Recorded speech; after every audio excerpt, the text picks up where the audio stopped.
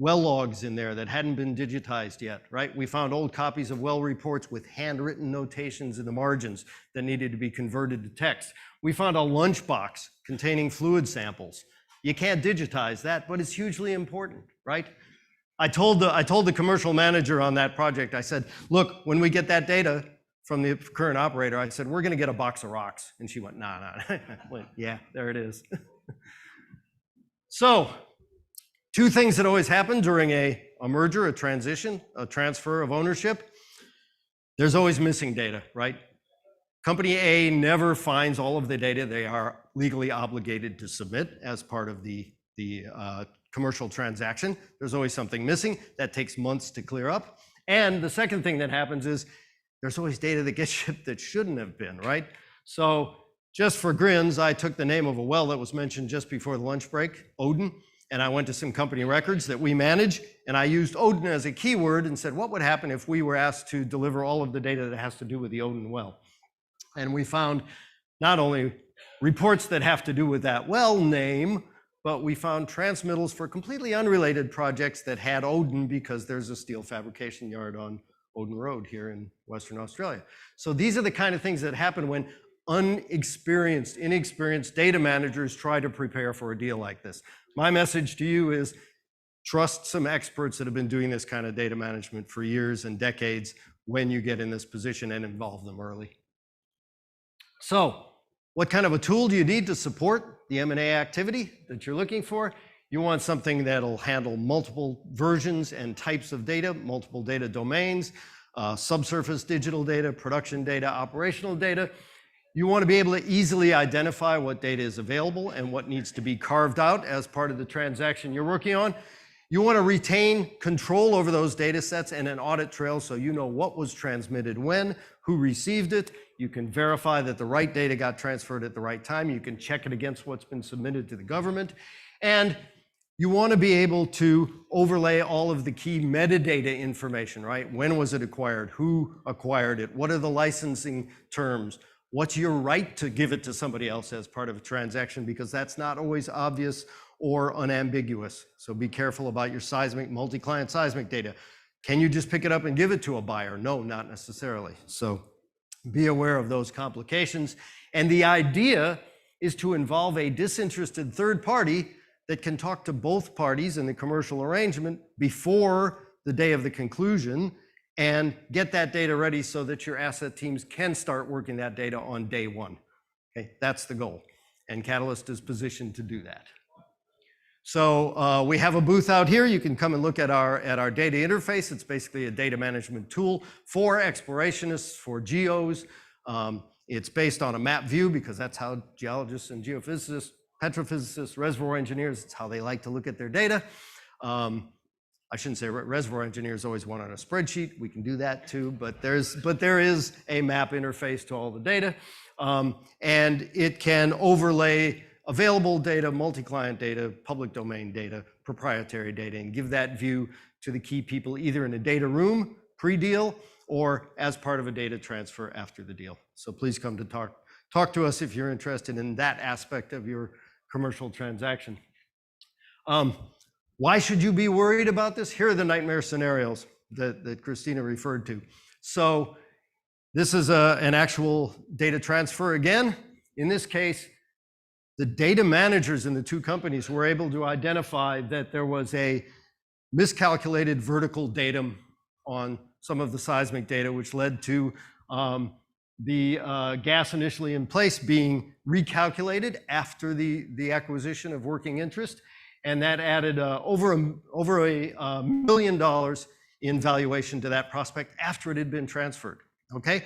Now, you don't have to be an expert on why there's a difference between lowest astronomical tide and mean sea level on a largely cratonic continent that's moving toward Papua New Guinea because of plate tectonics. You don't have to be that expert, but you should have somebody that is an expert in that kind of data management and metadata capture look at your data before it gets transferred. This was basically a $1 million mistake. Here's another example.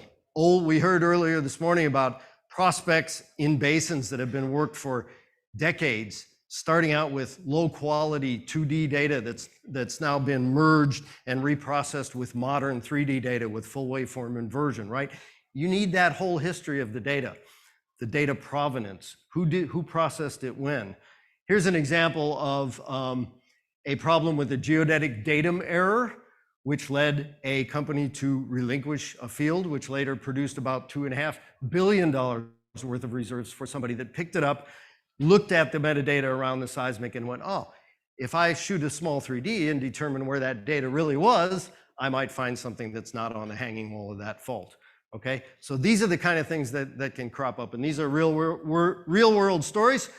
The sources are over there. They're on the slide. You can check them out if you want, but it's an interesting story in Southeast Asia.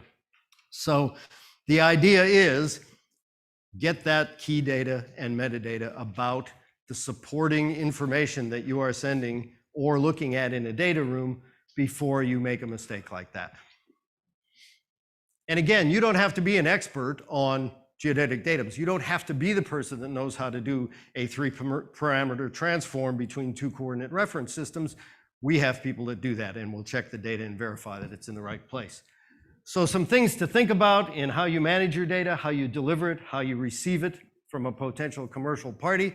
I won't go into the details, but please come to the Katalyst booth, have a chat with us about how you're managing your digital data today, or how you're transforming your data into digital format so that we can start working on these issues and problems for you.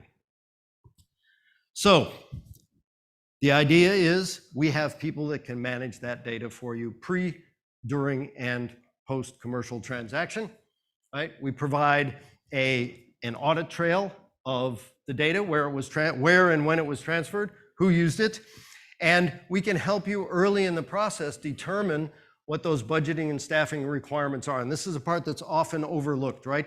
The commercial deal is made, the contracts are signed, and then somebody comes down the hall with that literally pallet full of data and says, oh, now what's it going to take to get this into our system, right? Does the buying organization use the same software suite as the selling organization? I can tell you usually no, right? So what version of the software are they using? Is it in an industry standard format? Has it been standardized? Has it been reprocessed to the same datum, right? All of those questions that data managers are positioned to answer, and we have professional data managers working in our organization to do just that. So I want to go back to a couple of comments. First of all, I love the Park Dickey quote in the lead-off talk this morning about finding new oil in new places. What does that require? It requires data, right? Park Dickey said that in 1958, which is kind of relevant for me because, hey, I was alive in 1958. I wasn't a geophysicist yet, but I was alive. In the opening address, we heard you can't start exploration without quality data. How true, right? And how do you know that data is high quality? You get it through a team of professional data managers who can work with it and help you get it ready for that transaction. So please, if you're experiencing or think you're going to be experiencing any of those issues, come talk to us at Katalyst Data Management. We have a booth out here. We'll be happy to show you some of the tools we can use. So thanks for your attention.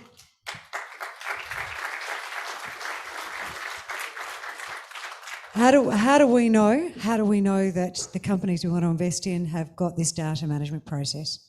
You ask early in the due diligence period, okay, right? What kind of data governance do you have? How is your data stored? Is it in industry standard formats? Can you demonstrate compliance with industry standard formats for digital data? Roger, got it. Those are the questions to ask. Okay, thank you so much. Put your hands together again for our first speaker. Jess, thank you so much. Thank you. A soft rock geologist with a data fetish, which is an interesting combination. All right, Gary Jeffery, coming up here, we know what your fetish is, sir. Your fetish is sailing. Look at this man. He's tan, he's breath of fresh air, and all that time on the water that he spends is supported by his side gig. That side gig has been going for more than 50 years. He is an energy industry go-to man. He's known as the oracle of oil and gas projects, developments, operations, explorations. Look, today he's going to talk to us about Sacgasco as the MD of Sacgasco. Would you put your hands together and see what he has as an option for us today? Thanks, Chrissy. It's good to know that no one's identified a real fetish. But I also warn you that I do break IT. Anyone that works around me knows that that's what happens, so here's good luck. In contrast to most folks today, our disclaimer, buyer beware stuff is all at the back. No one seems to leave any time for you to read it anyhow, so it may as well be at the back. Our presentation will be on the ASX website and Sagasco's websites if you want to follow up at a later time, or come over to the booth and see me later. It's great to see so many of us here today, and so many believers that oil is indeed good oil. I went to a hydrogen presentation on Monday night where it was almost like a revivalist meeting, and there were people bowing to when Alana McTurnan was talking about the plans for hydrogen in the state. Hopefully you'll be doing that about Sacgasco by the end of my talk. We need oil and gas for much more than energy. And I'm not the only one who believes the world will be relying on oil and gas for energy and the myriad products created from oil and gas for decades to come. And our industry is not exploring sufficiently to find enough oil and gas to keep up with future demand. So it's a great time to be investing in oil and gas.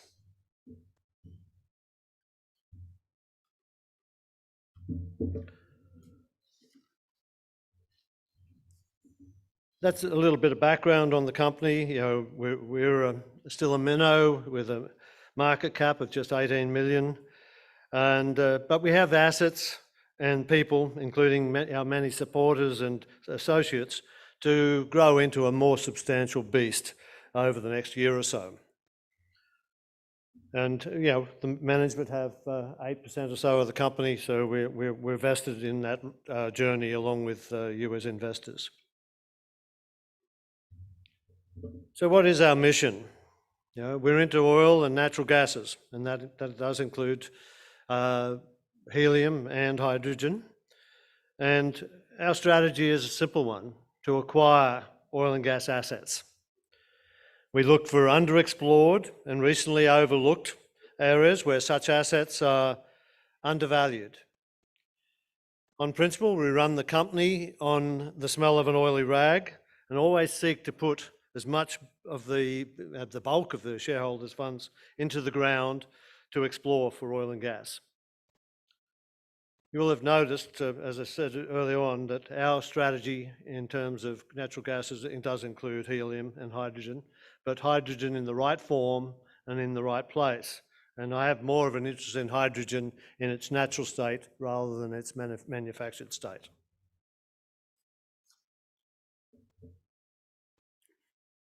What are our foundations for growth? The map on the right shows where our assets are at the moment. 12 months ago, we were a one-asset company in Northern California. Now we are Circum-Pacific. And don't be surprised if this map is not big enough for us in the near future, as we're on the hunt globally for assets that meet our strategy. And we believe there'll be many of those come to us over the next short while.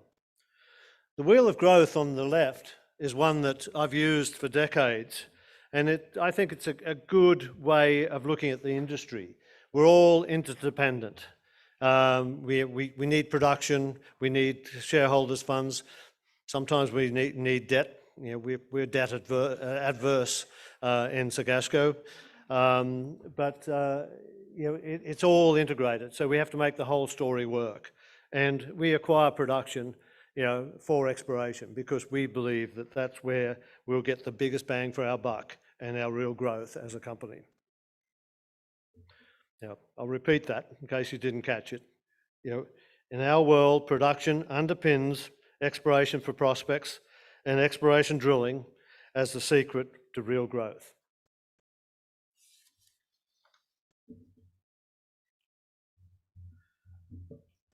The strategy and our foundations for growth, I've put a table in here. I don't intend to go through it, but it looks at our locations for our assets, looks at the value opportunity, the rationale, and the undersupplied energy markets that we're seeking to satisfy. And each of them has a specific need, very close by to the asset. And our new targets are based on the fact, and I say that confidently, that the world is going to need oil and gas, along with some hydrogen and helium for decades into the future. We love all our assets. I love oil and gas, thanks to Kalima. We believe there's a lot of upside in our assets for Sagasco and its shareholders, and they all fit together. And we're not overly concerned whether we operate or not, because we've chosen assets with our operators whose approach is aligned with ours. And we aim to help each other to grow, rather than get into joint venture stoushes, because that's counterproductive. And we also aim to help people in the areas and countries where we operate to have a better life from involvement with us and reaping benefits from our operations.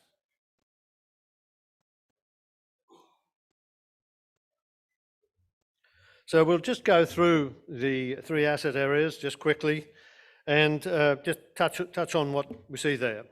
There's more detail on the slides to have a look at later if you're interested.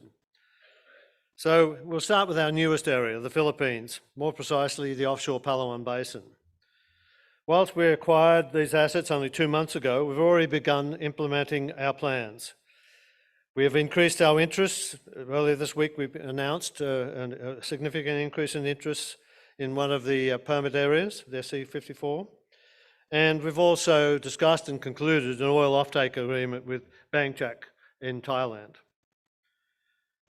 We are seeking early cash flow from the existing discoveries in our string of pearls. We have one too, Ken. And we are seeking to use extended production testing and other honeybee type efficient operations and production methods to get to early cash flow. We've begun an independent review of reserves and resources and look forward to releasing those in the near future. There is underutilised infrastructure in the Philippines. There's a gas pipeline out to Malampaya that is significantly underutilised right now, and there's more gas needed to keep the lights on in Manila. And so we're not looking just for oil, we'll look for gas as well. And the government has a plan clearly enunciated to grow oil and gas and increase oil and gas exploration and hopefully production out of that. So a supportive government and a good contract. Service and equipment providers are already working closely with us to move ahead on our plans, and we've been really encouraged by the enthusiasm that those providers have come to us with. Like our logo, the peregrine falcon, which happens to be the fastest living creature on Earth, we're in a hurry and we're looking for willing partners for our team. So come and see me afterwards if you're one of those. This is just a bit of a closer look at the asset that we increased our interest in on Monday, Service Contract 54A. The slide illustrates the potential of the contract area. Have a closer look at the flow rates at the bottom of the chart. You see they're very, very significant and very attractive. While our expectations of those string of pearls may be modest in size, the exploration potential in here is very exciting.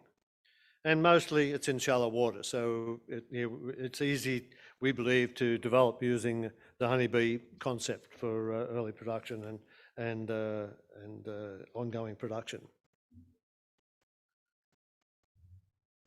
In Canada, value attracted us to Canada last year when the industry seemed to be having an apoplexy over 1 day of negative traded oil price and the fact that we're only consuming 90 million barrels a day of oil in the middle of a global pandemic.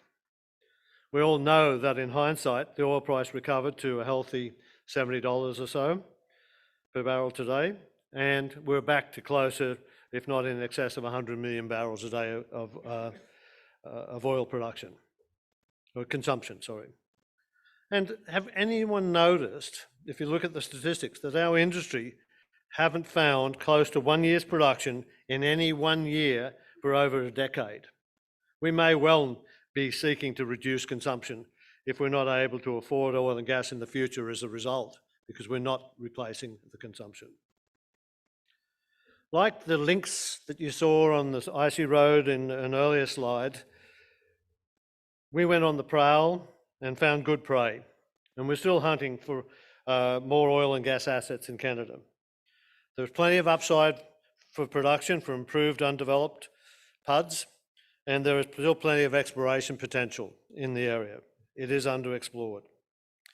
We did get a hint of helium in our lease areas, and we used modern multispectral satellite data to define some targets. We've also accessed a database of wells that has recorded helium in oil and gas production tests in the past. And we have wells in our area with 3% or more helium. So we'll be chasing after that. Helium above 1% is commercially interesting. And we are in early days in this aspect of our business at this point in time, but our interest is peaked.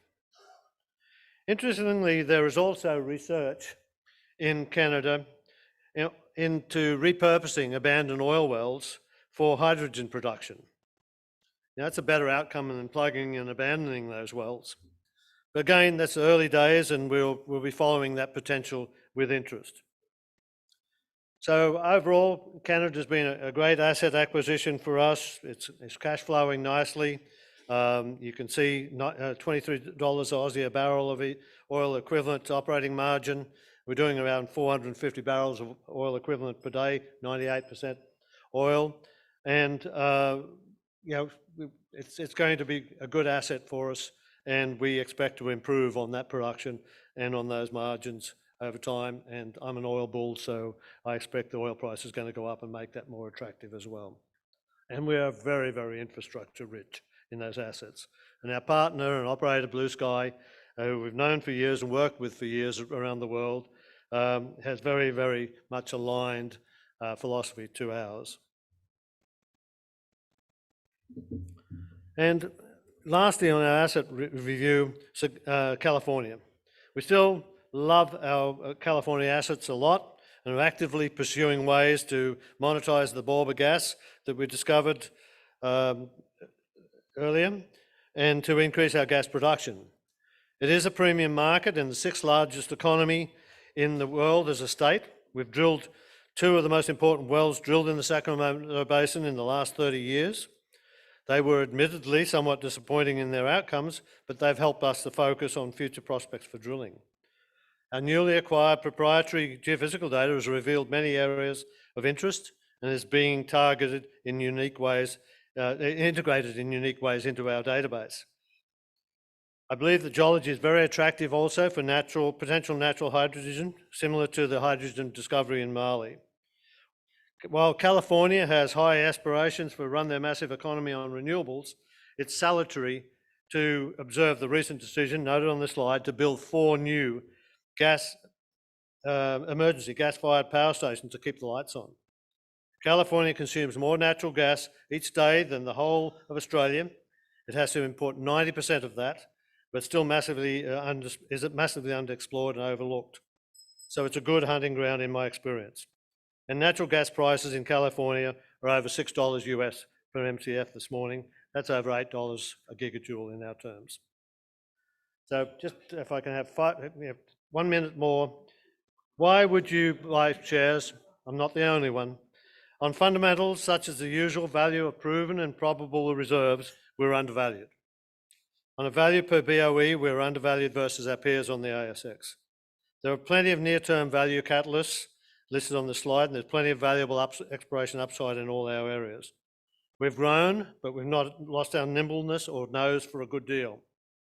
And we're hungry to get on with it. The critters that you've heard about or seen in this presentation sum up our journey. We want to move with the speed of the peregrine. We want to get on the hunt like the lynx. And SGC wants to emulate the productivity of the honeybee. So what's stopping you from joining us? Just remember the ASX ticker SGC. Thank you. Good on you, Gary Jeffery. Gary Jeffery with his no-nonsense approach today to investing with yourselves. And a man with an I love oil and gas sticker needs to be given that extra minute. Good on you, mate. Thank you so much. Cheers.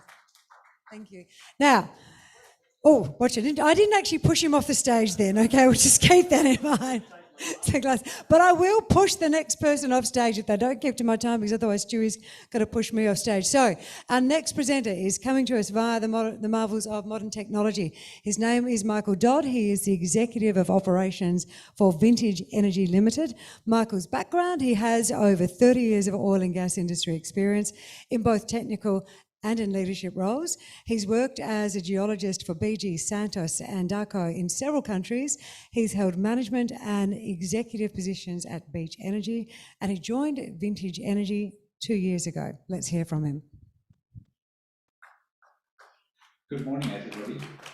Last time I spoke at Good Oil in 2019, Vintage had just been listed for less than a year and was just setting out on its exploration activity. Looking back on those 2019 slides, it was a bit of a sense check on just how active the company's been in the last couple of years, especially considering the backdrop of COVID and market fluctuations. So we'll have a look at what's been achieved in a short time and what's to come. It's really pleasing to note that with all the activity we've had, and we'll talk about in this presentation, is that we've had a great safety and environmental record with no incidents through drilling, completions and fracture stimulation. So we're very proud of that. Success has led us now to being able to highlight 3 main growth projects and a share register with much improved liquidity. The growth projects are the value-adding gas fields in the Cooper and Eromanga basins, the Nangwarry carbon dioxide discovery in the Otway Basin, and the Cervantes oil prospect in the Perth Basin.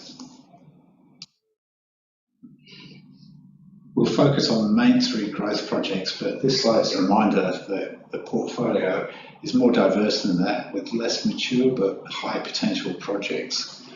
In the Bonaparte Basin in the Northern Territory, we've got a permit there, EP126, with multiple play types with the potential for both oil and gas. And we're just working through the reserved areas policy with the Northern Territory government. We've got acreage in the Galilee Basin with the operator Comet Rich, and we obtained the first measured gas flow from that basin at the Albany 1 well.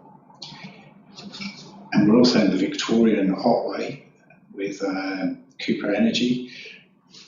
So the Victorian Otway, as you know, is just opening up after a period of moratorium, and the PEC 171 licence, which we have in partnership with Cooper Energy, has an extension of the Penola Trough, which has been the only gas producing trough in the onshore Otway of South Australia to date.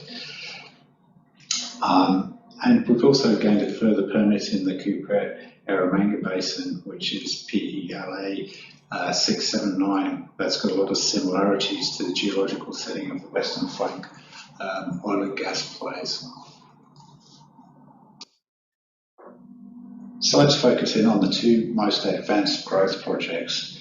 That's the Farley-Odin gas discoveries in the Cooper Eromanga Basin and the Nangwarry carbon dioxide discovery in the onshore Otway Basin.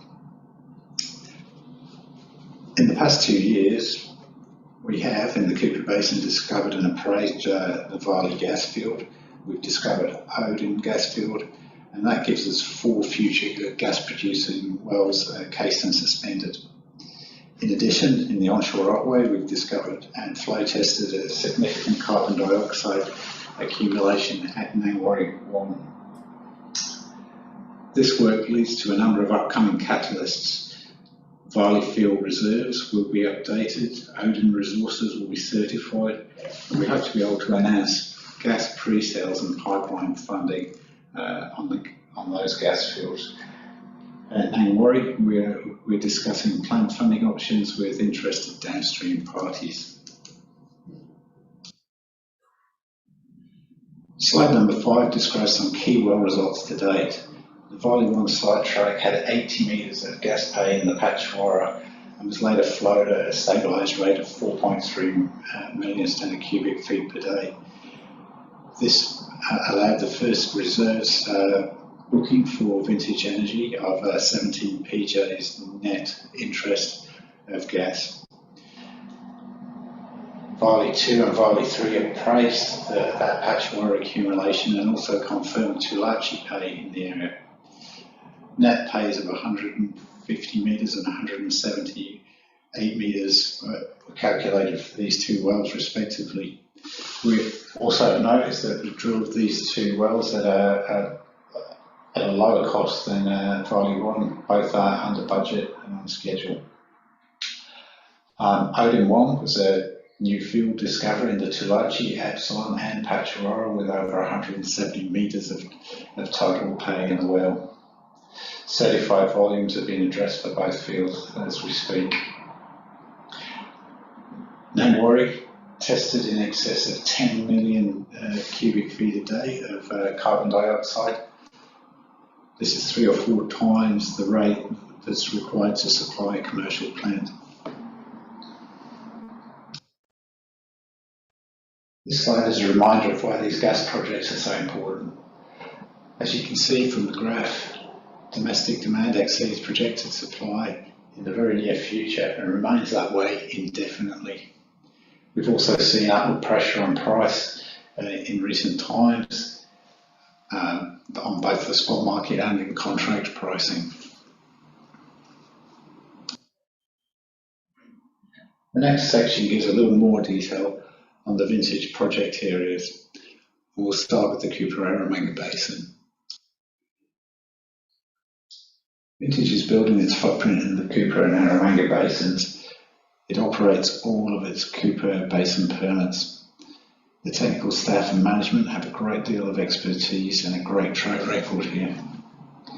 They're able to high-grade the opportunities based on decades of experience. Looking at the chronology of how this footprint was built. Firstly, Vintage farmed in for 15% and operatorship of ATP 2021 in July 2019. 6 months later, the joint venture, Vintage, Sacgasco and Bridgeport drilled the discovery well, Varley 1, Sidetrack 1. This was followed by a farm into PRL 211 on the South Australian side of the border, immediately adjacent to ATP 2021. The whole ATP 2021 joint venture farmed in pro rata with the original owner, Cenex, retaining 15%. That 15% has now passed to Impress, which is a subsidiary of Beach. It was recognised that in order for that farming, the Odin prospect was straddling the border of ATP 2021 and PRL 211. Most recently, Vintage successfully applied for PELA 679 at 100% in a South Australian government gazette. This is geologically similar to the Western Flank Oil Province, which the Vintage team was instrumental in exploring and developing into a hugely profitable business. We need to go through the native title process and then acquire seismic, so this is a longer dated project than the other two permits. The next slide shows a nice photo of VEN's first operated flare, and that's the flare from Varley 1 Sidetrack well. The well was fracked over 6 stages. It was then flow tested and established a stable rate of 4.3 million standard cubic feet a day. Following the test, the production logging tool was run, and that demonstrated that flow was contributing from each set of perforations there in the well. Note that this flow is from the Patchwara and Tirawara, and that the Tulachi, which exhibits better reservoir quality, will not require fracking and has yet to be flowed. So we haven't seen any flow rates from the Tulachi to this point. So just a word on volumes. Vintage booked its first ever reserves off the back of that flow test that I just talked about on volley 1 of sidetrack 1. There's approximately 17 PJs of 2P reserves net to Vintage. Volley 2 and Volley 3 have since been drilled, and those reserves are being reassessed now with taking into account we saw better sand development in the Patchwara in Volley 2 and Volley 3, and there's an additional accumulation to be assessed in the Tulachi. So what are the forward plans? We just drilled 2 appraisal wells on the Volley field, so the plans are to connect the 3 wells, including Volley 1, via Santos infrastructure. We can put those 3 wells on production and get long-term production data, and that will help to optimise the full field development. The Tulachi resource additions provide optionality on this field. As I mentioned, it won't require fracking, and so we can bring on some wells whilst we defer the capex that would be associated with the Patchwara fracture stimulation. In addition to that, Tulachi gas was actually better quality than the Patchwara gas with less inerts and more heavies. As I mentioned, the Odin well was drilled just across the border in South Australia. It's a very close neighbour and a direct analogue to the Volley discovery. Again, pay in multiple intervals, including the Epsilon on this occasion, but also the Patchwara and Tulachi. It's very similar looking at anticline, and Odin 1 is approximately 6 kilometres to the west of Volley 1. And being so close, there's obviously the potential to tie into the Volley export route. So onto the Otway Basin now. Vintage is partnered with Lakes in PRL 249 in the onshore Otway in South Australia, and this is where we have the carbon dioxide discovery measured previously. Most people would ask, well, why produce carbon dioxide? Well, that's because it's pretty well used industrial gas, especially food grade and for cooling things like Pfizer vaccines, for example. Now, most carbon dioxide for those purposes is taken as a waste stream from things like gas-fired power generation, and with the intermittent nature of that power generation today, that becomes quite intermittent, and a more predictable and constant supply from a well, which can just be flowed at the same rate all day, every day, is quite attractive to purchasers of carbon dioxide. We've got 26 BCF of gross reserves, and this could supply a plant for many tens of years. The Caroline 1 carbon dioxide well, which was only recently P&A'd after 50 years of production, was actually the most profitable onshore gas well in South Australia. It produced for over 50 years, and as I say, was only P&A'd a couple of years ago. A 150 tonne per day facility would cost around $25 to $30 million to build. So Vintage is discussing with potential downstream partners various models whereby they may build or contribute to the building of a plant. We may sell the carbon dioxide ex-wellhead or ex-plant, depending on the final structure that is decided. The long flat production profile associated with the output from one of these plants produces quite an annuity style revenue stream. Moving on to the other permits in the portfolio. The third growth project is less mature, but we'll talk about that one now. The Cervantes oil prospect is a fantastic looking prospect in the Perth Basin, which lies on the trend between the Cliffhead and Jingamaya oil fields. Vintage is funding 50% of this well to earn 30% of the project. Farming in through Sagasco, who are drilling the well on the same terms. RCMA are the operator. As you can see from the seismic section on the slide there, it's a high-sided fault trap with oil potential in the Dongra, Kingy and Highcliffe sandstones. These are all prolific producers in the Perth Basin. The prospect lies where 2,3Ds onshore and offshore meet, and Sagasco joined the two surveys and recognised the prospect, which hadn't been done previously, so good work from them. Development would be by a simple tieback to the Jingamaya field.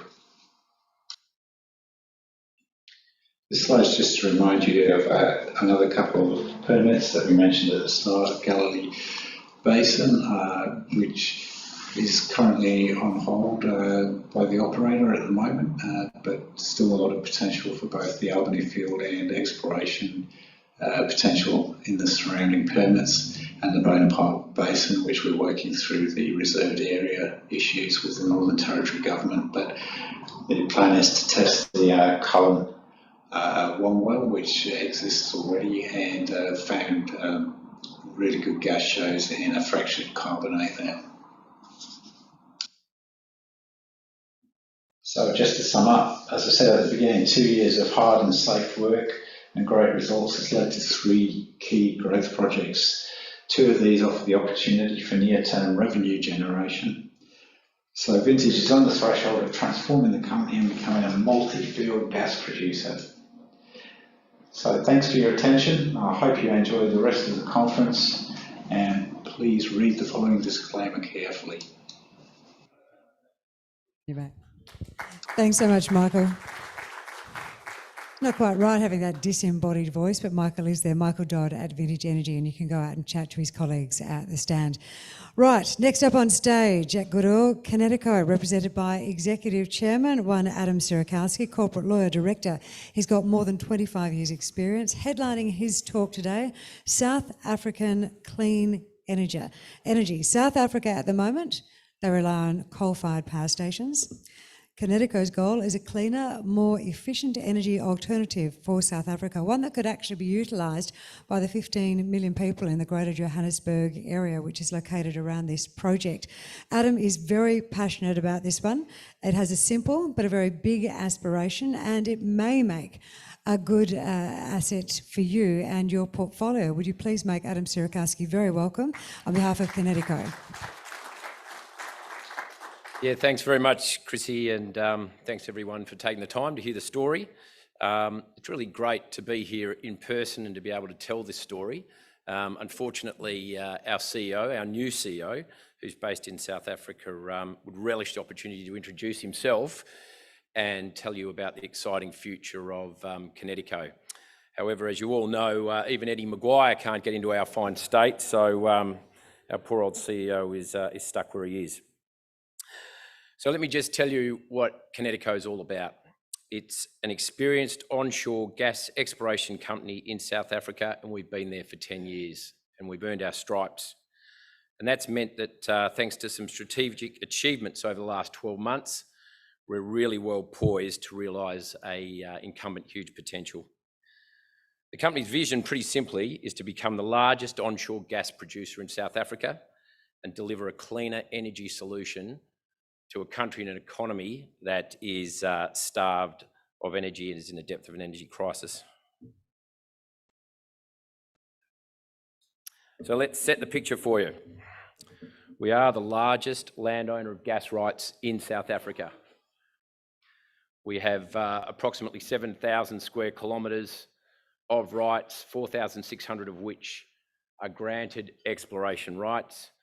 These have been strategically selected over proven and highly prospective Permian age coal fields, most of which are known to be gassy.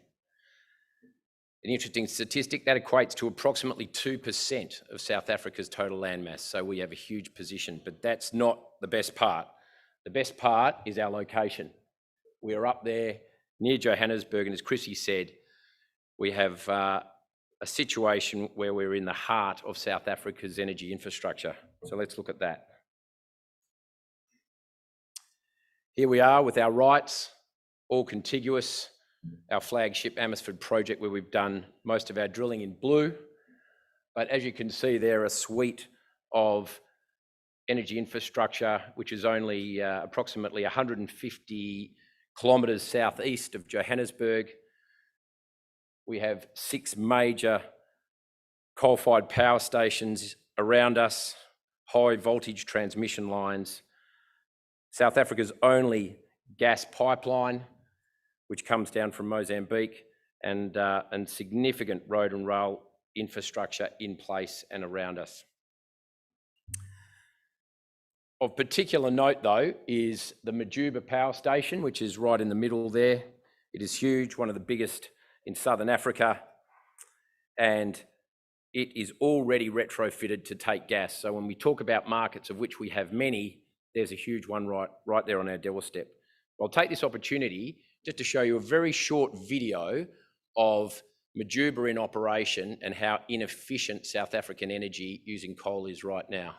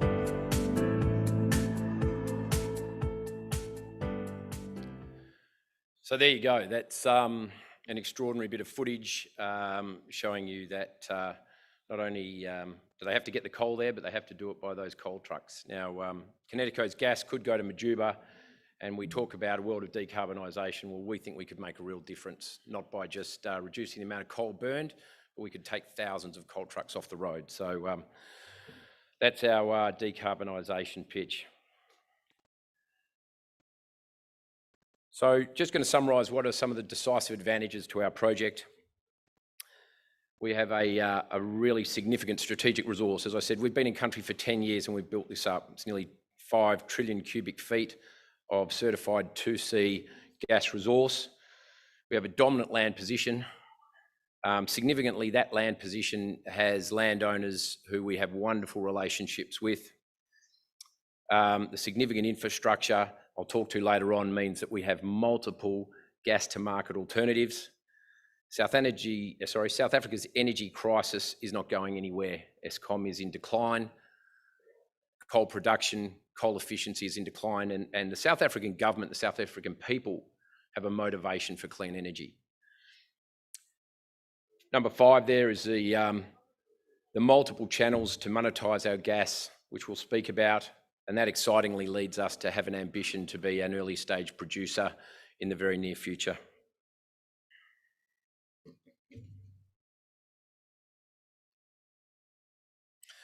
So just talking a bit about our headline resource. We can see there that it's the 4.9 trillion cubic feet in that 2C category. What's really significant though is the exploration that we've done to date is only over 20% of our prospective geology. So we see an enormous amount of potential upside there, although that underlying resource is very handsome. We know we have lots of coal. We know that coal is easy to interrogate, and we know the coal is gassy. We have flow testing that's achieved sustained flow rates of over 300,000 cubic feet a day from one hole alone. That quality of gas is also very high with low impurities and some 99.5% methane content. So that's a bit about where we've been. This is about where we're going. The company's entering a very new, exciting stage where we're commencing drilling for the first time in about 6 years. So we have a 3 new well program that is set to commence at our flagship Amherstford project. The 3 new wells are positioned within 400 metres of our existing pilot production holes, and we've started establishing some collection terminal and access infrastructure in place. Drilling contractor selection is imminent, and first well anticipated to break ground in mid-October, with the program anticipated to be completed before year's end. What is significant in this circle is that if we enjoy success with those 3 new wells, we believe we'll be able to bring our first production cluster into play.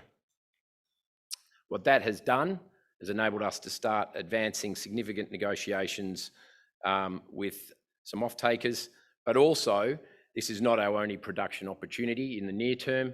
We have advanced negotiations with a South African institution to fund an additional pilot well field, which looks circa sort of 15 to 20 wells. So these are things that we are funded for and believe we can deliver in the near future, which I'll talk about in a minute.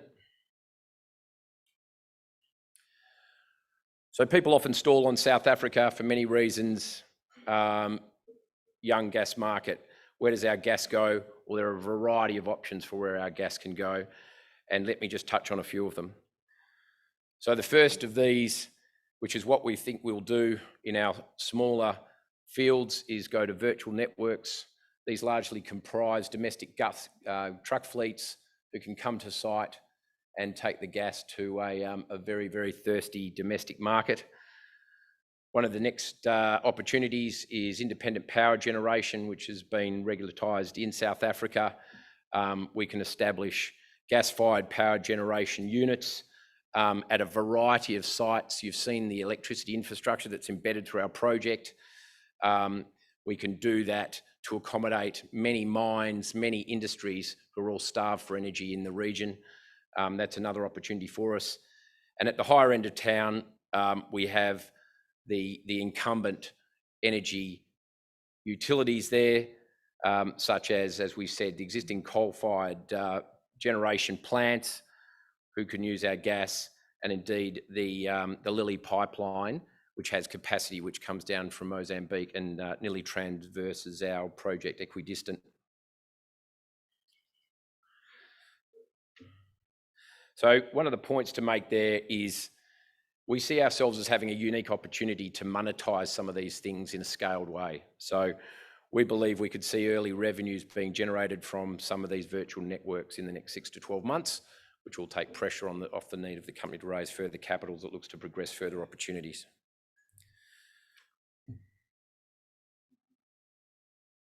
So let's just have a look a bit at the roadmap. Just in terms of 2021, everyone wants to see what you've been able to do and what you aspire to do. The company's had a really successful year to date. We have completed our pilot well workovers. We've conducted successful completion flow rate tests at our premium well, their 03 PTR, and some significant milestones. We've raised some capital, recently a $3 million sophisticated placement in July, but really significantly, we've reached agreement to acquire the other 50% of the project. So we anticipate that merger will complete sometime towards the end of this year. That sets us up really nicely to where we are now.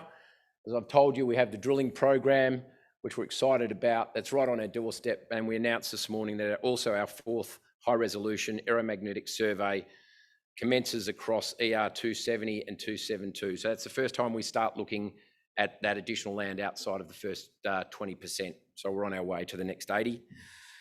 Really importantly, news flow for the rest of the year. Some big exciting milestones we want to hit. Complete those negotiations with the potential off-takers. We want to secure that institutional South African funding for the 15 to 20 well production gas field, and really get to our maiden gas reserves, which will be a real milestone for this company to achieve. So we all talk about our share price in comparison to our peers. I think we've all got valid submissions to make, but yeah, we would definitely say that Kinetico's share price there amongst its peers has plenty of upside. I won't try to sell you all of that. You can come via the booth and also look at a research report that's only days old from K1 Capital that has a short-term valuation of 32 cents per share, representing about a 380% increase, and has a longer-term share price of around 90 cents. So we think there's a lot of things we can do to add value to our share price in the short term. So just finishing up really quickly, capital structure is as it is, shares on issue. We have that modest market cap now, but I want to make the point we're clean. We don't have any debt. We have very few options. Those options are very much likely to be exercised before they expire in December. So just in summary and to finish off, yeah, elephant scale prospective resource in South Africa. A lot of people think South Africa's too hard. We've been there a long time. We believe we're going to make it work, and we're at an exciting phase. We have proven gassy flow rates that we can extend further. We've got great in-country relations. We've had great relations with our landowners, our regulators. We have multiple downstream market opportunities. As I said, a good market valuation platform to spring from here. But I think most importantly, we see ourselves as being a first mover leader in a country that is absolutely in the midst of an energy shortage and will have an overwhelming outlook for gas, and that's well documented. But finally, make the point, we don't frack, we don't drill deep. So we're a sustainable, clean energy solution with low impact on the community and low impact on the environment. So again, that's our disclaimer, and thank you very much. Adam, thank you very much. That was an extraordinary piece of footage.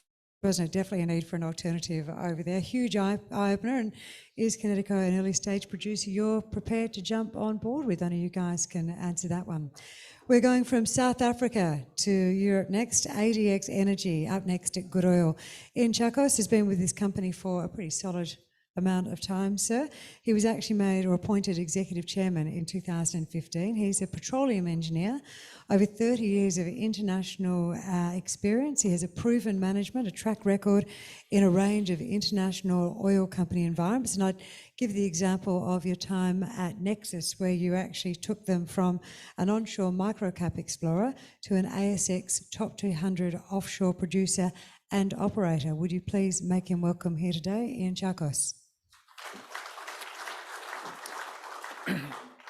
Thank you, Chrissy. That was a long time ago, and that's when oil was really exciting. Look, times are changing, but oil is still exciting.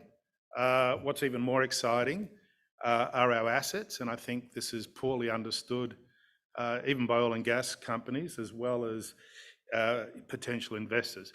So our first page, you see sunflowers, you see vineyards, and you also see wind farms. I think I'm still at the right conference. But it's not greenwashing, and what's above the ground is as important as what's below the ground for ADX. And hopefully by the end of this presentation, you'll kind of agree with me.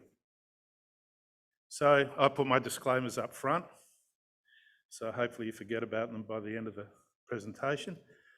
So I'm just going to be a little bit self-indulgent and talk about the energy outlook, especially in Europe where we're operating. Obviously, we're an ASX-listed company, but all our assets are in Europe, which does present some issues when you're based in Perth, in permanent in a permanent McGowan prison and all your assets are in Europe. Well, the good news is that we've got a very good and very efficient and very capable management team based in Austria who manages our asset.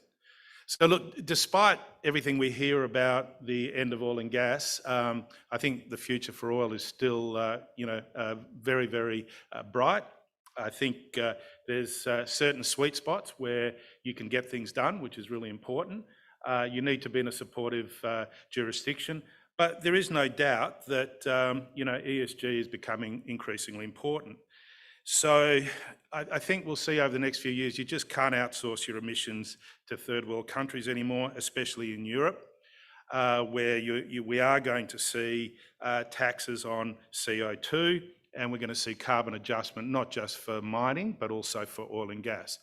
The good news is if you're producing environmentally sound oil and gas, you'll actually get a premium for oil that's produced with low emissions, say, compared to oil that's imported from other countries where CO2 and methane is not that responsibly dealt with. Now, what I'm showing you here is why, green can be good and why oil and gas can be part of the solution, not the problem. And the value lies in underground reservoirs because they can be used for a multiple of different things. And if you want to come to our booth, I can discuss that with you. But certainly what we're progressing is hydrogen storage, geothermal, and possibly CO2 storage. But there are other things you can do, such as underground methanisation, etc., which I won't go into. Now, I've shown you where oil price has gone for Brent over the last 18 months. I could also show you where the European Investment Bank thinks CO2 is going over the next sort of 10 years. And if I put that graph on the board, you'd see $65 a tonne up to $300 a tonne. So that also becomes the motivation for, I guess, green technologies, not just being something you do to make yourself feel good. It's something that could be really good business because we see a lot of value in underground reservoirs, and being placed in Europe, we see a very strong environment where oil and gas is, people aren't saying, look, we don't need oil and gas, because we do.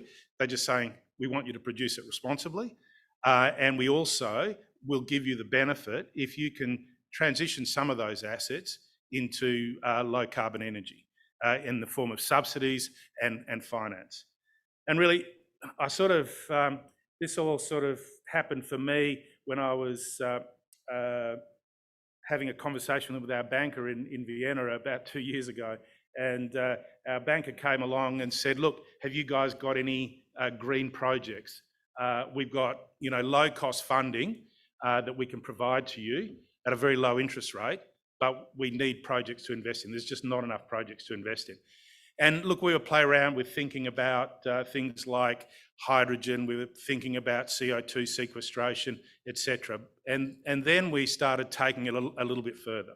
And what's quite unique about our asset base, as I said, is not just where it's located, it's the infrastructure that's around it, and that's what makes a lot of these opportunities feasible. So it won't work everywhere, but it works very well for us, especially in Austria. So right now, what we're doing is we're obviously producing oil and gas, and we like the look of oil and gas. We think it's going to give us a long, sustainable cash flow, and we see a lot of opportunities to increase that cash flow. But we also see a lot of opportunities in taking our underground reservoirs and redeploying them, and that's just good business because it adds value, but it also means you're not abandoning a field that you might abandon in 10 years, you're giving it another life for possibly 20 or 30 years. We've also recently talked about geothermal, and geothermal works very well in Austria, and I'll explain to you why. So that's our strategic focus, to basically,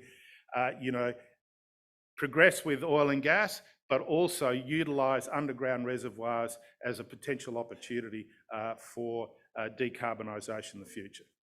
So that's just a very quick snapshot of our asset base and our corporate position. All of that's available on the internet. I won't dwell on it. I want to keep going through our asset base and our projects because I think that's what's really important.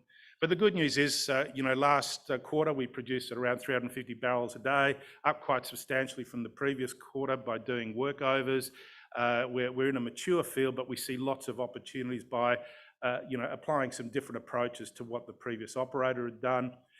We've got an excellent exploration position, which is covered by 3,500 square kilometres of 3D. It's proprietary 3D, and that gives us a real, if you like, benefit in Upper Austria. And I'll talk about that a little bit more. So look, the focus is very much on Austria.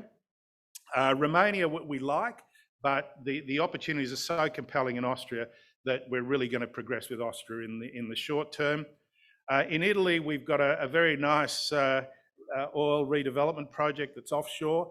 Unfortunately, there's a moratorium to be lifted there, and Mario Draghi is saying all the right things about the economic development of Italy. Obviously, with Italy, you tend to believe it when you see it.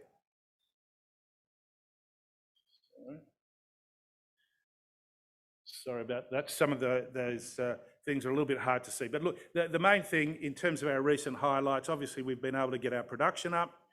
Oil price has gone up very substantially, so that's all flowed through to a substantial increase in revenue. So those fields have got a operating cost of around $28 a barrel. So now we've been able to lock in oil price at around 72. So that's creating a very healthy margin for us. In terms of our exploration activities, we picked up a license in Upper Austria with 3,500 square kilometres of 3D. We picked up a subset of that where we've got 10 drill-ready prospects thanks to that 3D data set. And from the point of actually award, within 12 months, we expect to be on the ground and drilling our first well. And there's nowhere on the planet that you can do that. And it's only because we've got proprietary 3D that we could walk in and get ourselves into that position. I'll talk about our renewable projects some more further on, basically in the Vienna Basin, which is actually at our Geiselberg and Zistador field. We're at the project initiation phase.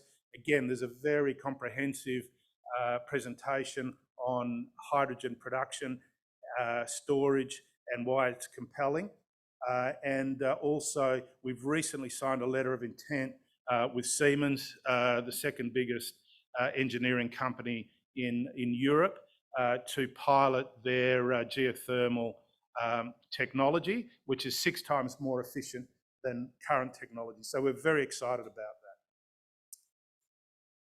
So why Austria?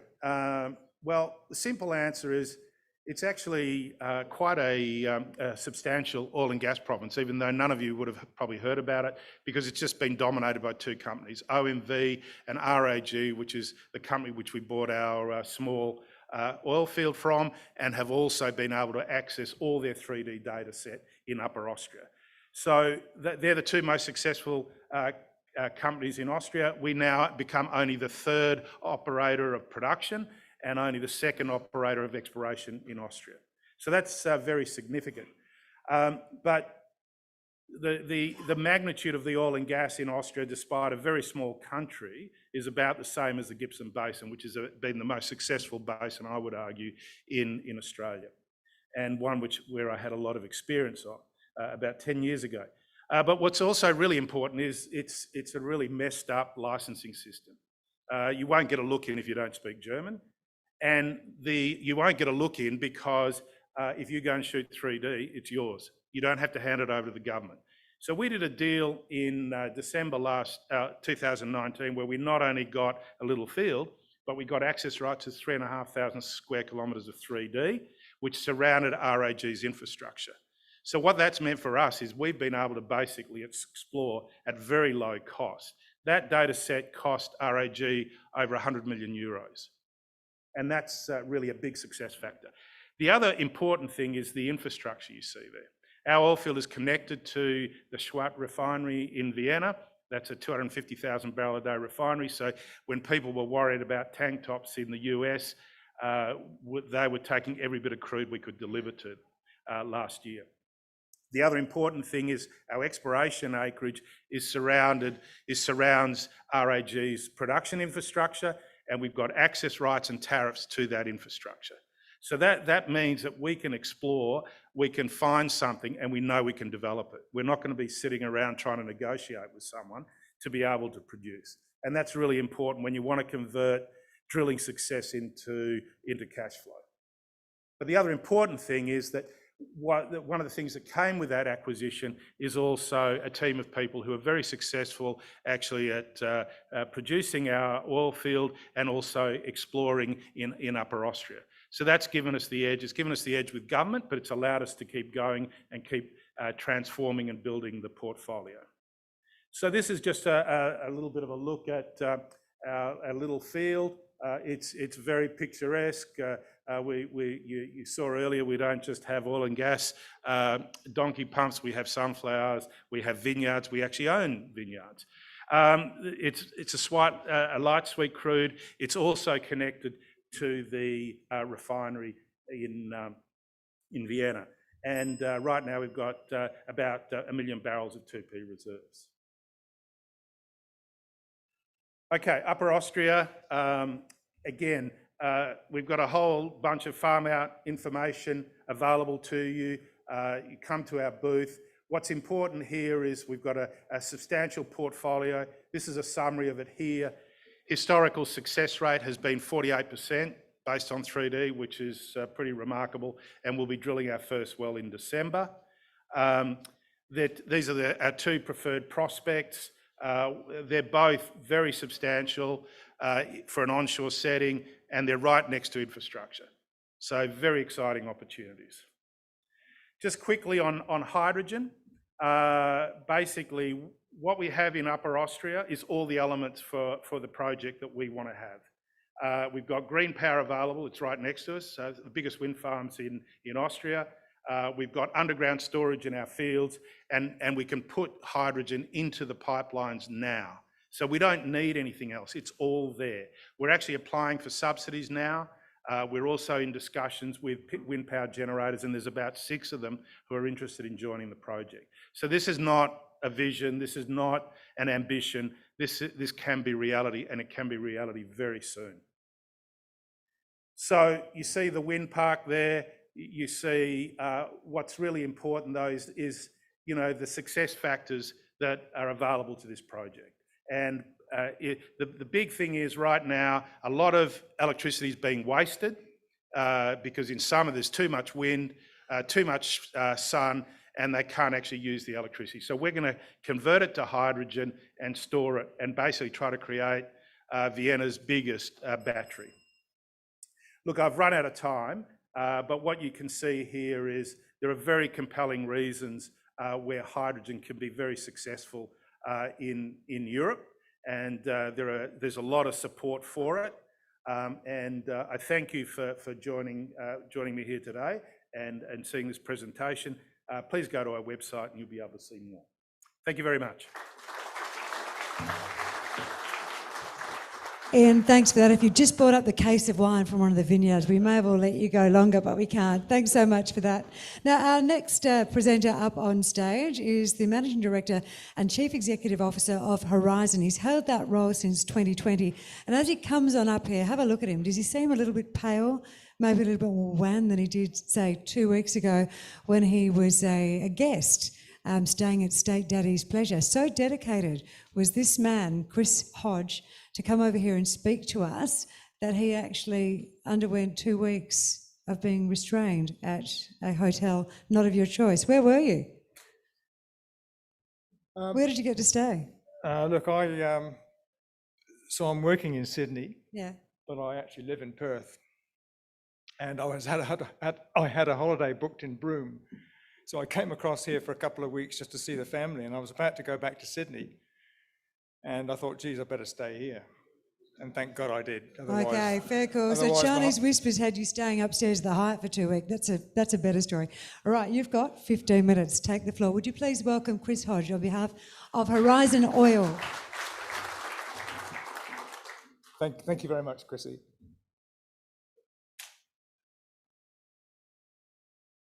So it's been a while since Horizon's been here, but so let me just remind you who we are. So we are a low-cost producer with assets in China and New Zealand.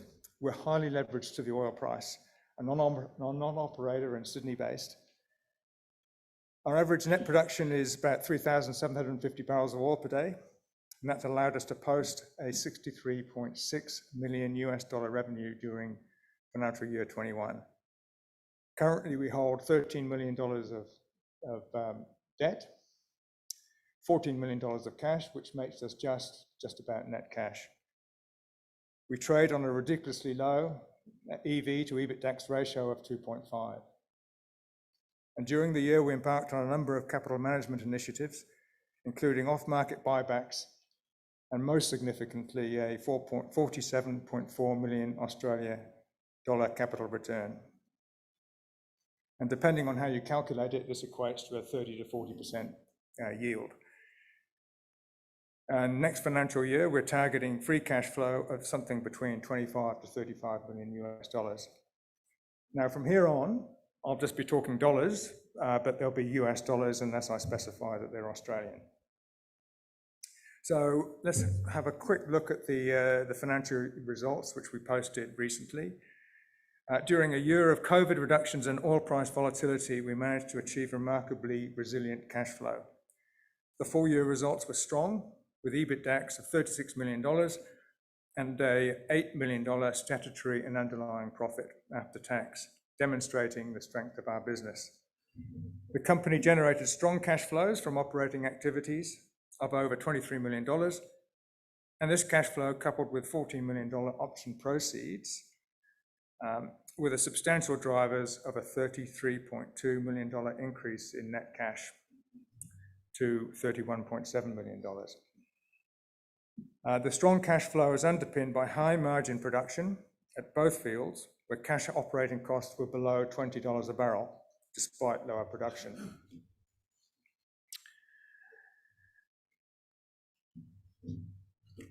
So the cash generated, combined with proceeds from options and a PNG sale, allowed for progressive debt reduction, continued investment in our assets to drive organic growth, and a significant buildup of cash from which to initiate a $37 million capital. We embarked on a $37 million capital management program. This program included an on-market buyback of some 20 million shares, an unmarketable buyback of about 3 million shares, which tidied up the share register and reduced the administration costs associated with managing about 1,000 small holdings. And then we had the recently completed 3 cent per share, 3 Australian cent per share capital return. All initiatives were designed to increase shareholder value while not placing too much strain on the company's balance sheet. This slide shows the continued strong free cash flow generation over a 5-year period, with the orange line on the chart on the left normalized to exclude the cost recovery cash flows.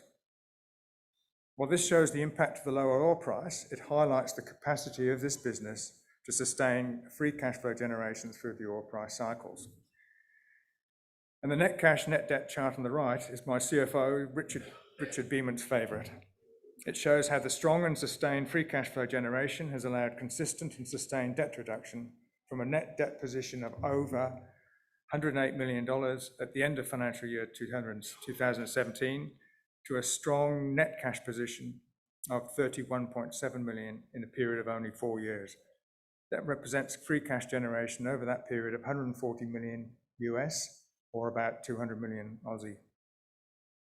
So our focus is to continue to drive this free cash flow generation into the future by extracting maximum value from our assets. So let me just tell you a little bit more about the assets. They're both offshore. They're both midlife assets. We have material joint venture interests in both, about 26%, and we both of them have tier 1 operators. That's CNOOC in China and OMV in New Zealand. So let me try and bring this rather bland map to life. The producing areas are there in orange. We have the northern hub, Weizhou 612, and that has got a wellhead platform with a pipeline, and in the southern area is 12-8 production area. That also has a wellhead platform. Both those producing areas are tied back to the central CNOOC processing facilities, and then they're exported via a pipeline to Weizhou terminal. The large greenish oil field bottom right is known as the 12-8 East project. I wish these fields had a more imaginative name, but 12-8 East project, where a new wellhead platform is to be installed. And at that platform, first oil is anticipated in the first quarter of next year. I'll talk more about that later on in the presentation. So these China fields continue to produce strong, reliable cash flows, and it contributes approximately 70% to Horizon's cash flow.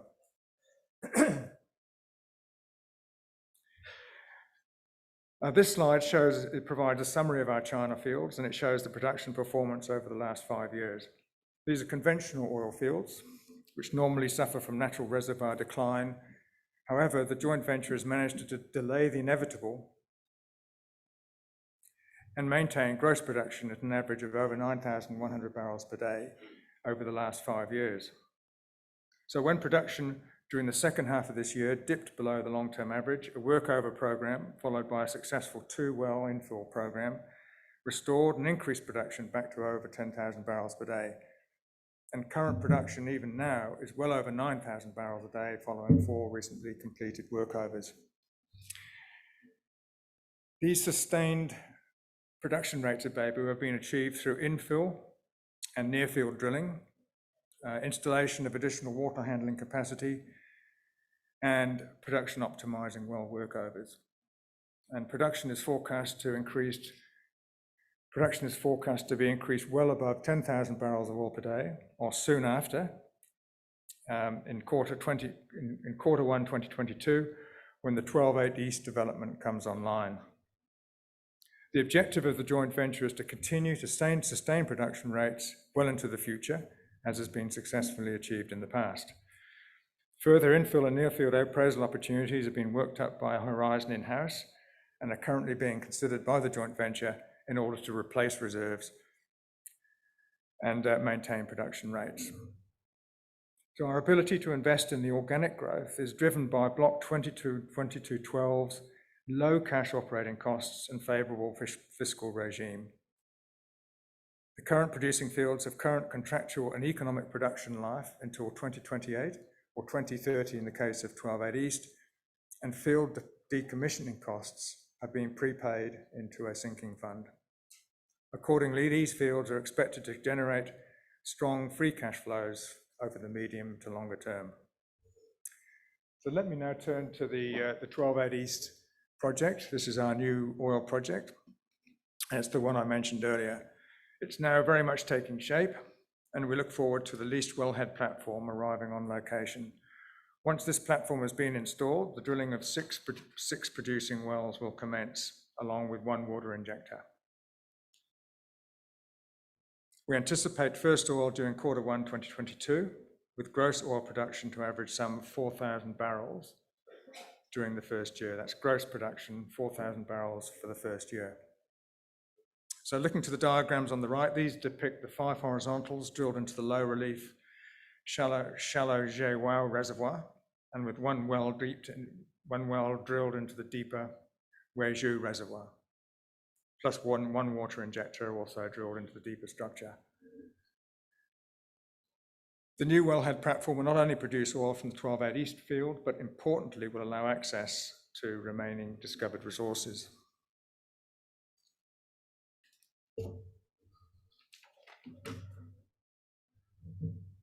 So this development will be only the first phase, and it's expected to recover some 600,000 barrels net to Horizon. If it's successful, we can anticipate two other phases.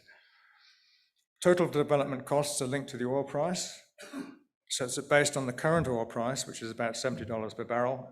Our total share is $19 million, of which $3.1 million has already been paid, with a majority of the remainder coinciding with the commencement of production. So now turning to the Maari field in New Zealand. So there is Maari down to the south. It's pretty much in the Tasman Sea, just to the left of the Cook Strait. These fields generate about 30% of Horizon's cash flow and are anticipated to continue to produce stable production and cash flows over the coming years. And this slide provides a summary of Maari and shows a historical production performance over the last 3 years. As with Beibu, these are conventional fields which suffer from natural reservoir decline. However, initiatives implemented in recent years, primarily involving water injection and production-enhancing workovers, have reduced field decline with a daily gross production at an average of approximately 6,000 barrels per day for the last 3 years. So while production rates during 2020 were adversely affected by the shut-in of 3 wells, 2 workovers were completed during that period to restore production. Production rates from the field have been very stable over recent months, with little or no decline, highlighting the effectiveness of water injection into the field. A 3rd workover was completed this year. However, this well unfortunately remains offline, and the purpose is to assess low levels of sand production. Current production from the field is reduced at around 4,200 barrels of oil per day, pending this MR6A well to come back online. And with another well, we need to have a replacement ESP installed. So a key challenge for us in the future is to convert some net 2C resources of about 5 million barrels into reserves. So turning now to the Horizon's corporate status, we have a market capitalisation of 135 million Australian dollars. A strong board with representation from our 2 major shareholders, IMC and Samuel Terry, which together represent 45% of our shareholder base. And the graph on the right neatly confirms my introductory statement that we are highly leveraged to the oil price. So looking ahead to 2022, we plan to maximise production into a continuing strong oil price. We continue to be bullish on oil price. The world remains highly dependent upon oil, and investment in new supply is increasingly fragile as ESG and climate pressures bite.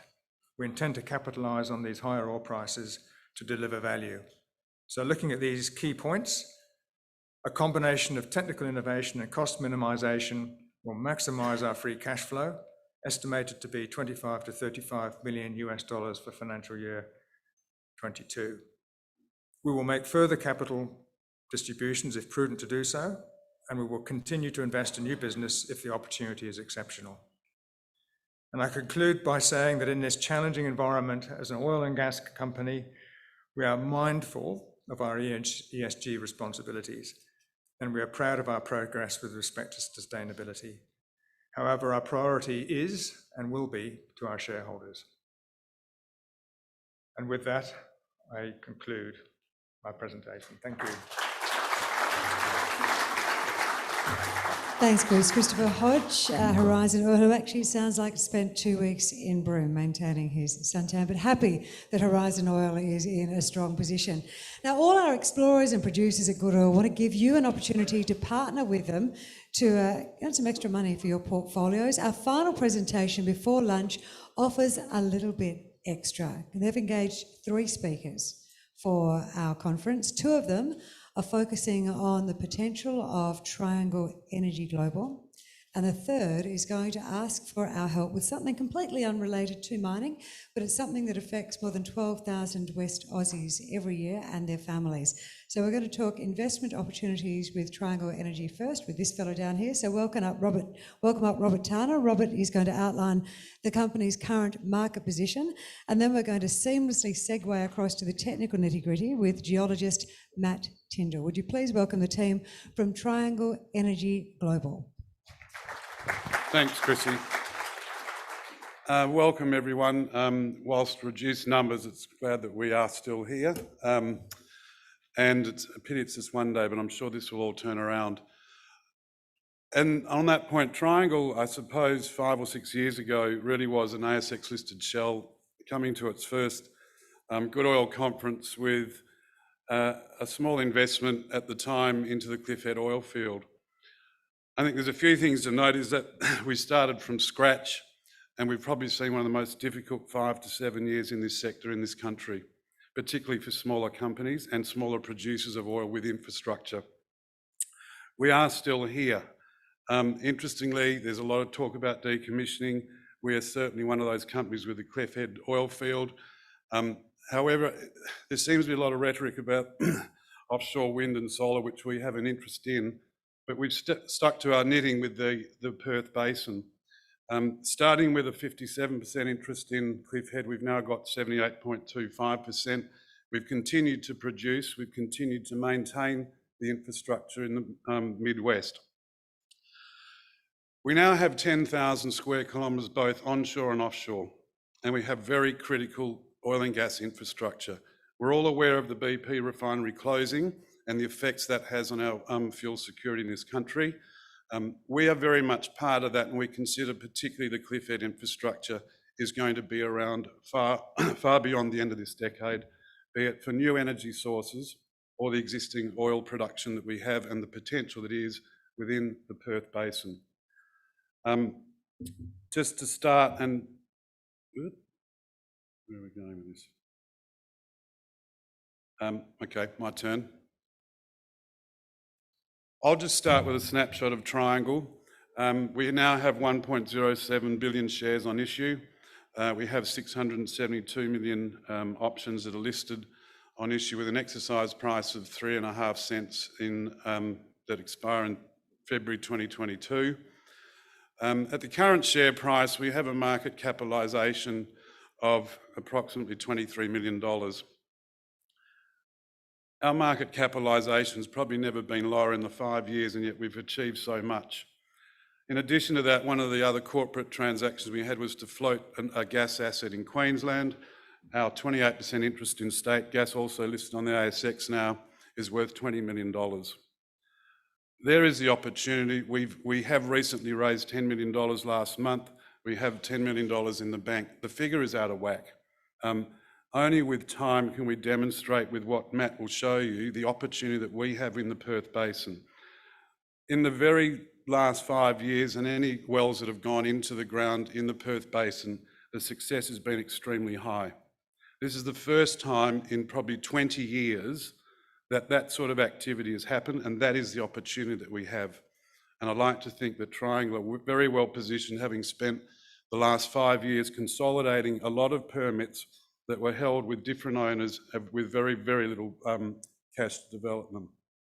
Our goal now is to continue with what is fairly high ownership of these permits, and to do what is quite normal in this industry, is to demonstrate the technical work that we've done and to offer the opportunity to bigger balance sheets in the industry to participate in doing the work that's required on these assets. So I'll pass over to Matt, and he can give you the technical part of it. Thank you.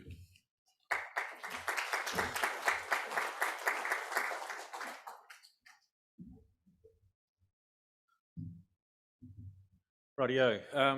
So first of all, the key assets that Triangle has, Rob mentioned State Gas, and we also have a exposure to the wind project that Pilot are putting together in the Cliffhead area that actually utilises the Cliffhead infrastructure. I'll be talking about our Perth Basin oil assets, so that's Cliffhead production, the Booker Shelf, Mount Horner area onshore, and the 481 exploration piece offshore surrounding Cliffhead. We're on the home straight, so I'll be as quick as I can, so we can all get to lunch. But first of all, just a bit of an explanation about why Perth Basin oil. It's everybody's thinking about gas, and oil is not really particularly fashionable, but we think there's a good opportunity here, and how it came about for Triangle really was partly a counter-cyclical type of opportunity.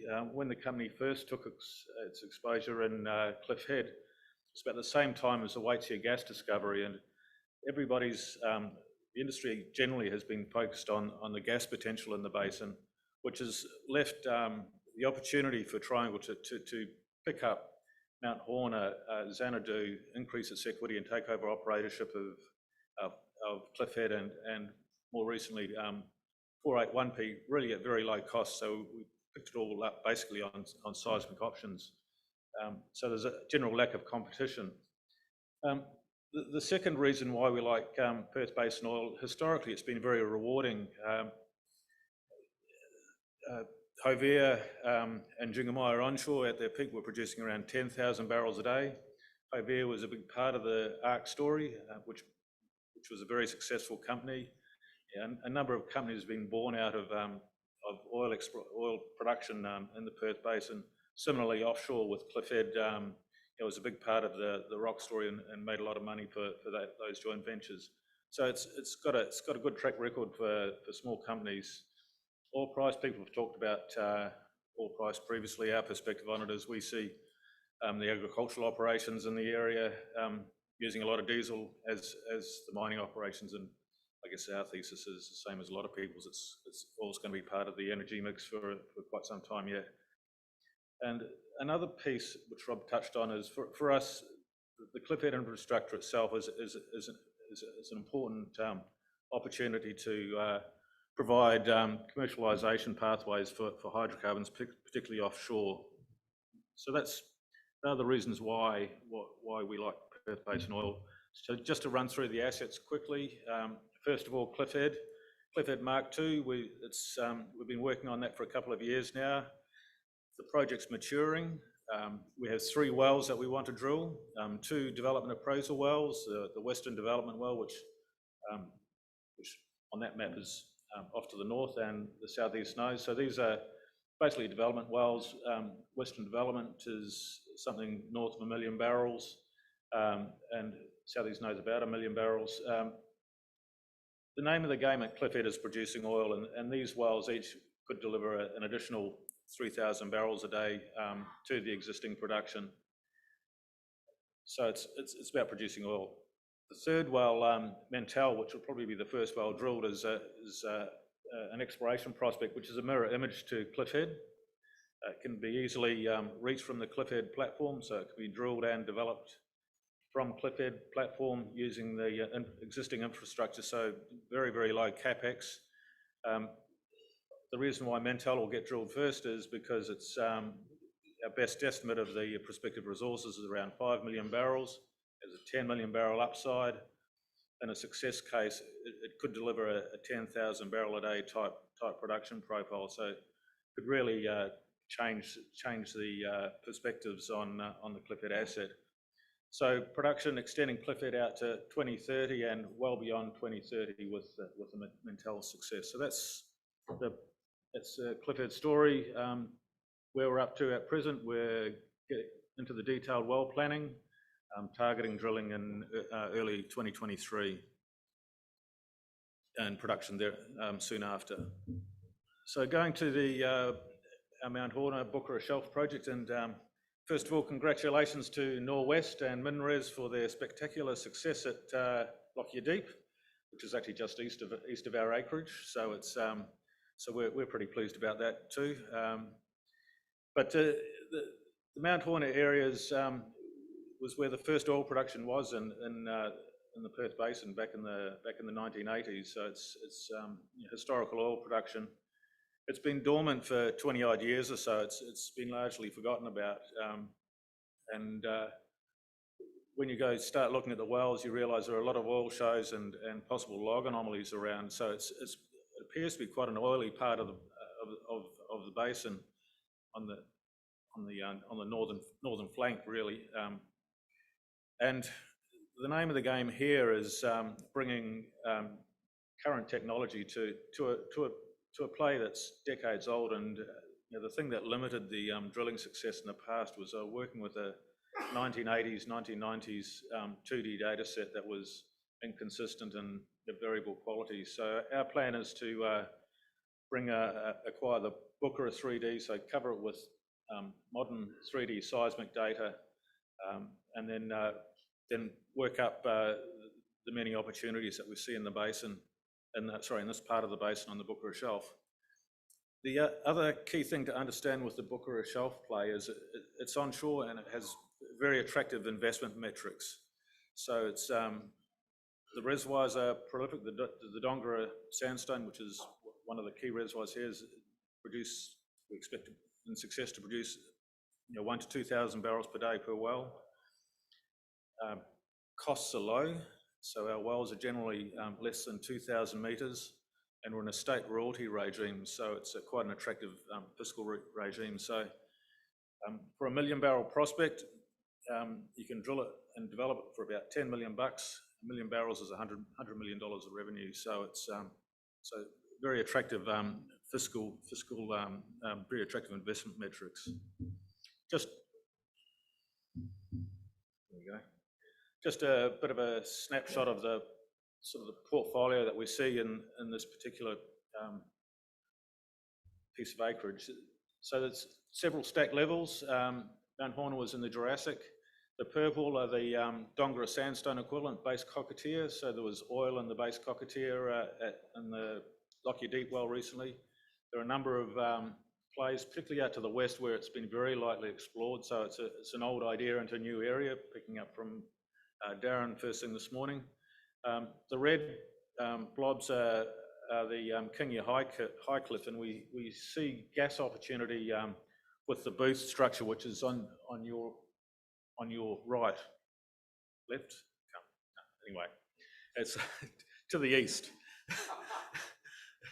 To the east. So it's and that's Lockyer Deep's just a few kilometres to the west. It's as you step out of the basin, you step into this Booth area and also the southern end of Mount Horner. So we have a variety of plays.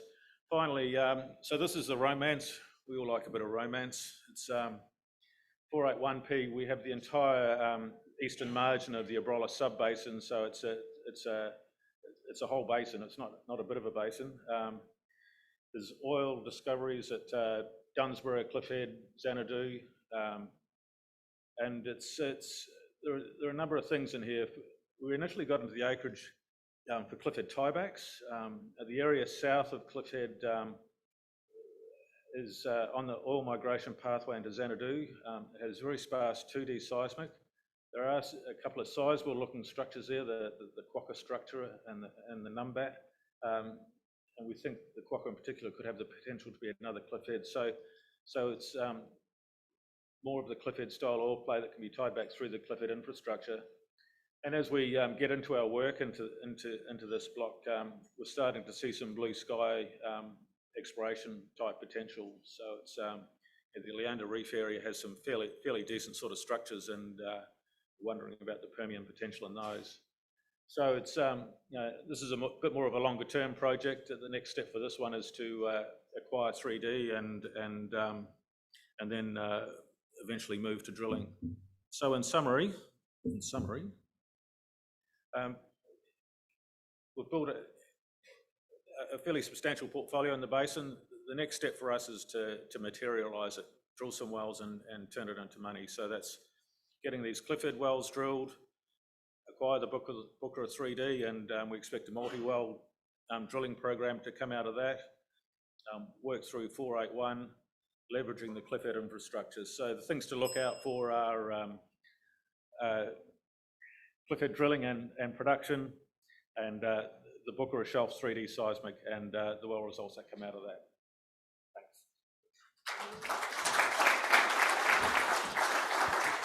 Matt, thanks for the romance. Now, technically, you're all very free to go. I would ask for you for 1 minute and 52 seconds of your time. Would you like to introduce yourself? This is our secret thing that we wanted you to know about. But Thanks. If you need to go to lunch, you go. But otherwise, share 1 minute and 52 seconds for the kiddies. Thank you. How do I move this slide along?